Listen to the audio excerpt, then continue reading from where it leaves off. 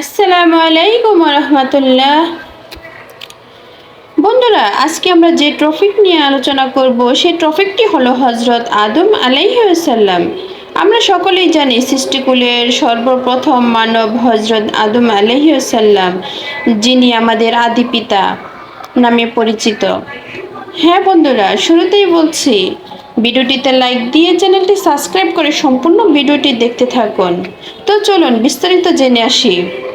হজরত আদম আলাইহিসসালাম দুনিয়ার সর্বপ্রথম মানব ও প্রথম পয়গম্বর এবং প্রথম পুরুষ ও তাহার স্ত্রী বিবি হাওয়া আলাইহিসসালাম প্রথম স্ত্রীলোক। পৃথিবীর সমগ্র মানব জাতি আদি পিতা হজরত আদম আলাইহিসসালাম, আদি মাতা বিবি হাওয়া আলাইহিসসালাম।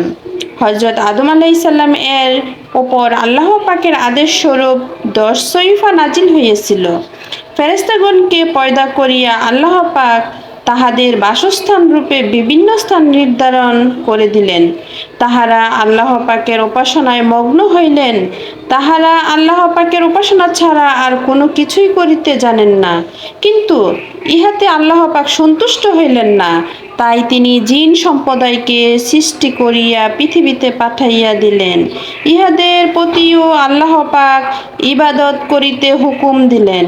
তাহাদের প্রতি কতগুলো কাজ নিষিদ্ধ করিয়া দেওয়া হইল, কিন্তু দেখা গেল তাহারা আদেশসমূহ খুব ভালোভাবে পালন অপেক্ষা নিষিদ্ধগুলোকে অবলম্বন করা পছন্দ করিল।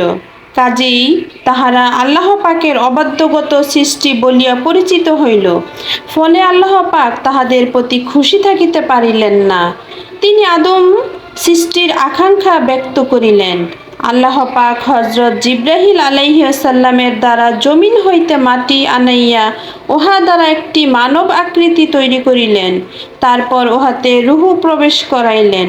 হজরত আদম আলাইহিসসালাম জীবনপ্রাপ্ত হইয়া আল্লাহ পাককে সালাম করিলেন।